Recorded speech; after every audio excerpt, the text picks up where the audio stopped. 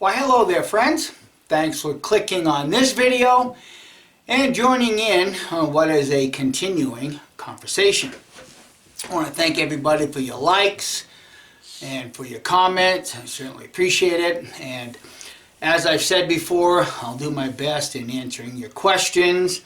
And instead of just taking one question and answering one question, I think what I thought I would do is sit down and talk about a number of questions that pertain in this particular video to pucking your homemade black powder. And having read several comments, it appears that the favored method of pucking your homemade gunpowder is with a 1-inch puck. And obviously I understand applied pressure. Let me just contextualize this just a little bit, because the overwhelming thought process is that you get better, stronger pucks with a 1-inch pucking die as opposed to perhaps a 2-inch pucking die. And there again, it's applying pressure. Let me try to illustrate it this way, and this may not be the best of illustrations, okay? But when you get a flat tire and you have to change that tire, you pull out your jack, you put your jack underneath your vehicle at the right spot, and you start jacking it up. And when you get to that certain pressure, that certain weight, your jack starts sinking into the ground. Why does that happen? Because you haven't captured, I'm going to use that phrase, captured all that weight. Okay? So how do you overcome that? Because you know as well as I do, you try to lift that vehicle up and you're on a very unstable ground condition. You risk the chance of the vehicle falling off the jack, and you don't want that to happen. So how do you capture that weight? And I know we all say, well, get yourself a big board and distribute the weight. But in reality, you're still capturing that weight, that pressure, are you not? In my mind, you are. Okay?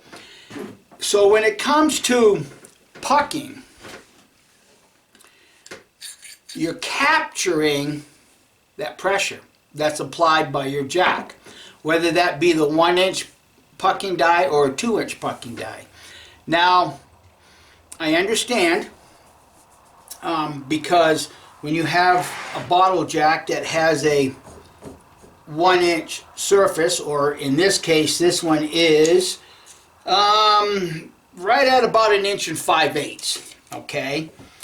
All of the pressure, presumably, that the bottle jack is exerting is centered around your piece right here. Granted, when you have a 1-inch pucking die, all that pressure is concentrated right here. And in fact, I don't know whether the camera's going to pick it up, so I'll get to my handy dandy dial calipers. This is the top.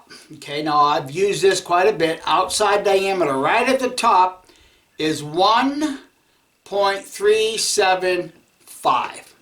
Okay, so it's 1 inch and what, 3/4, I guess it would be. So 1 3/4 inches. Okay, on the bottom, because of the applied pressure, even with the gunpowder in there, I am now at 1.396.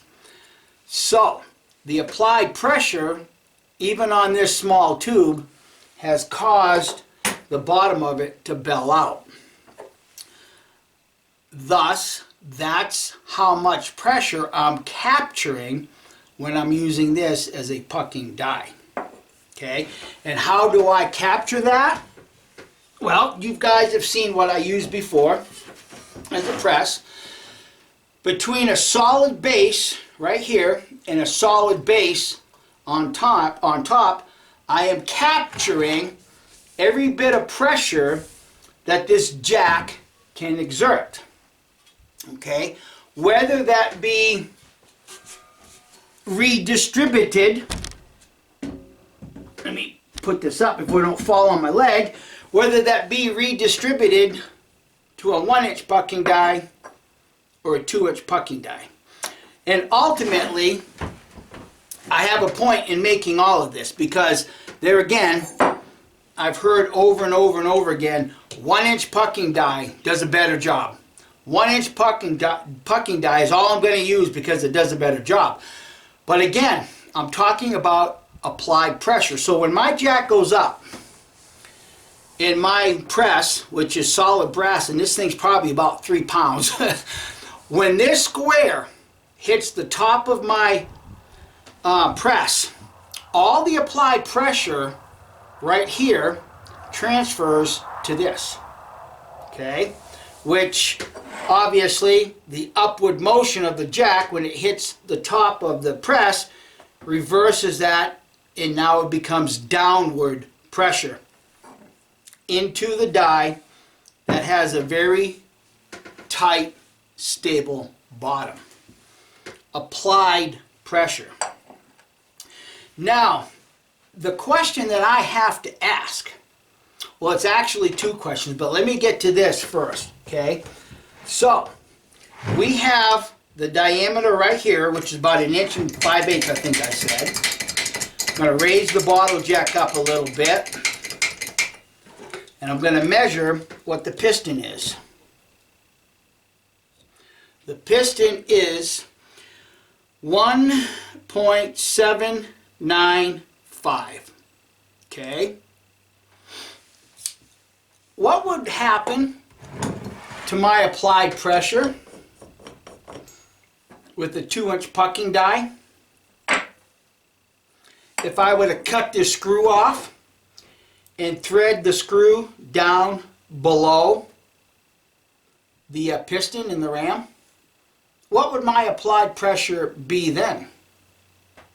If you're pucking everything with a 1-inch die, would that increase your pressure? Would that decrease your pressure? How would that work now when I have something that is 1.7576, depends on how I move it. Let me, 1.792.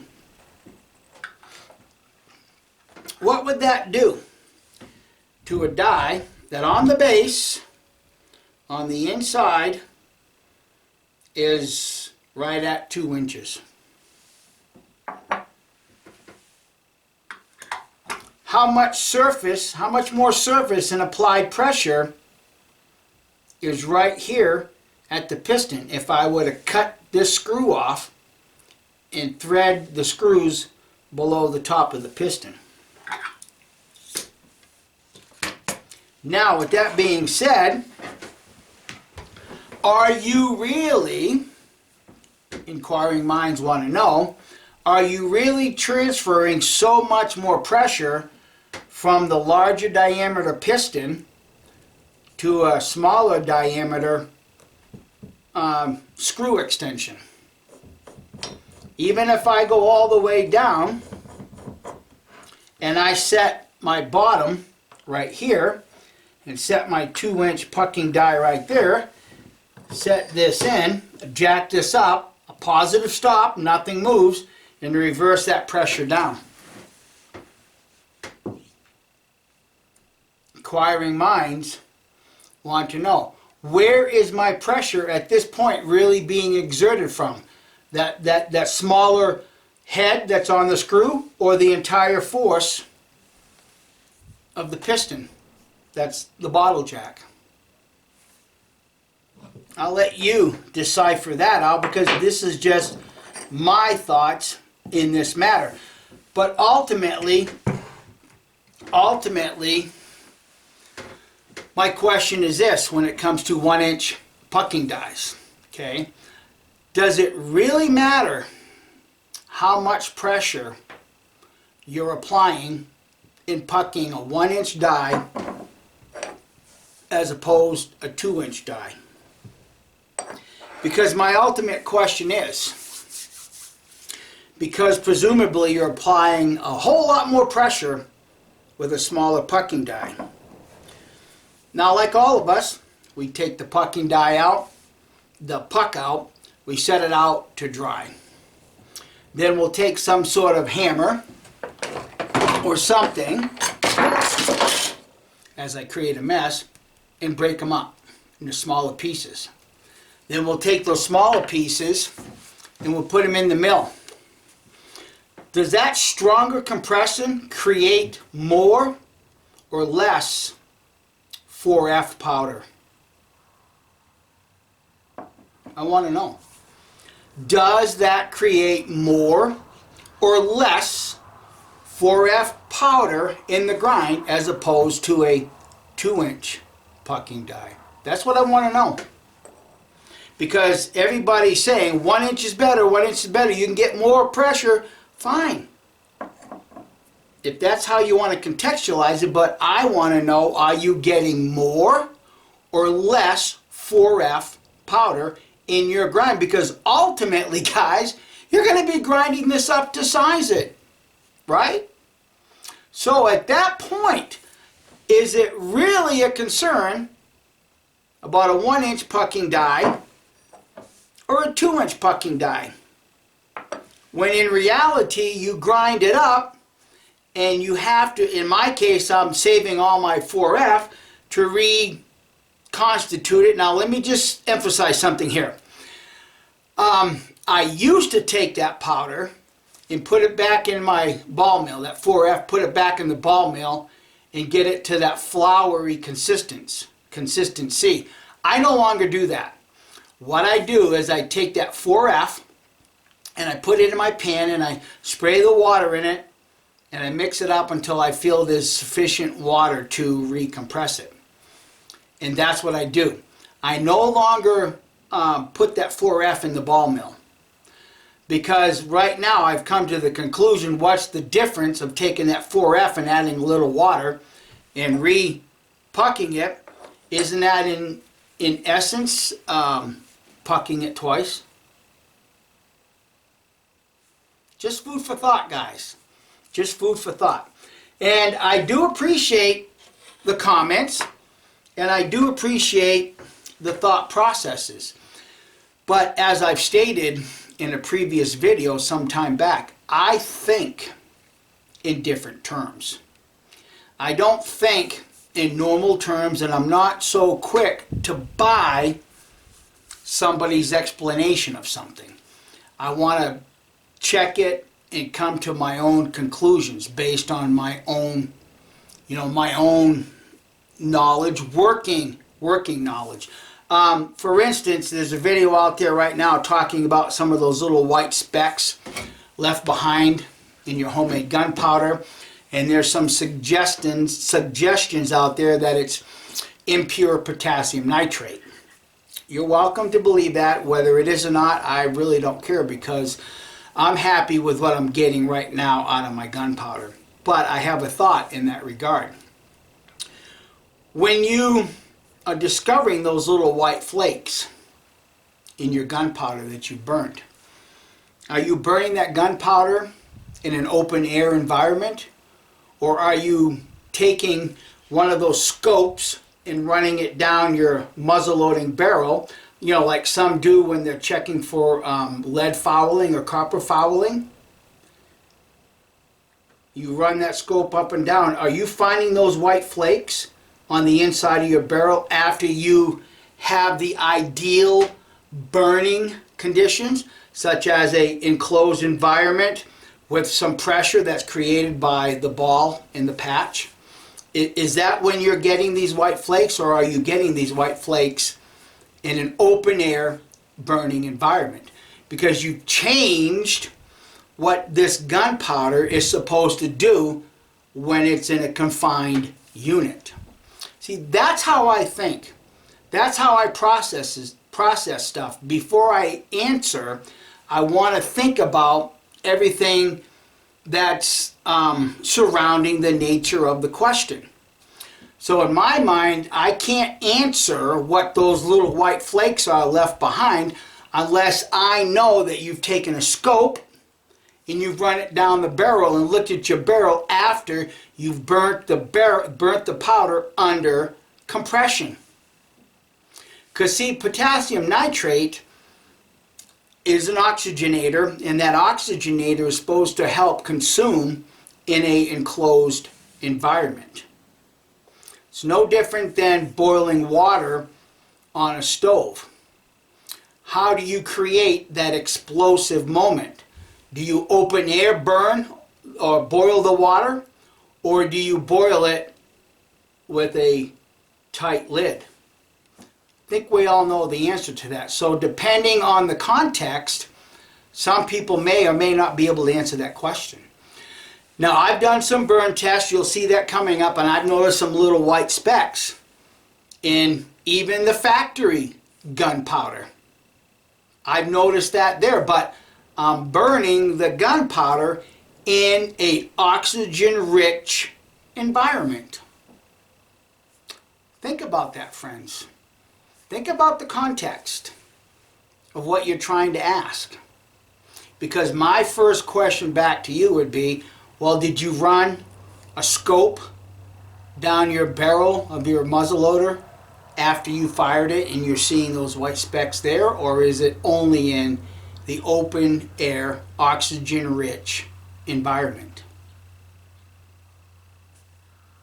Those are questions that people would like to have answered. So anyhow, thank you for indulging me. I hope you'll take a moment to like and subscribe if you have not. And give it a thumbs up and share this content with your bestest of buds. I mean, after all, questions are not going to get answered if they're not asked.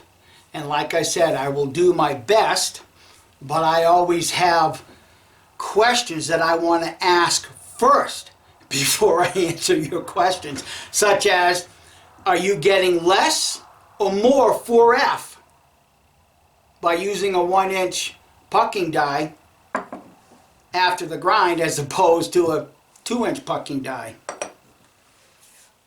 Thanks for watching and have a great day. Bye.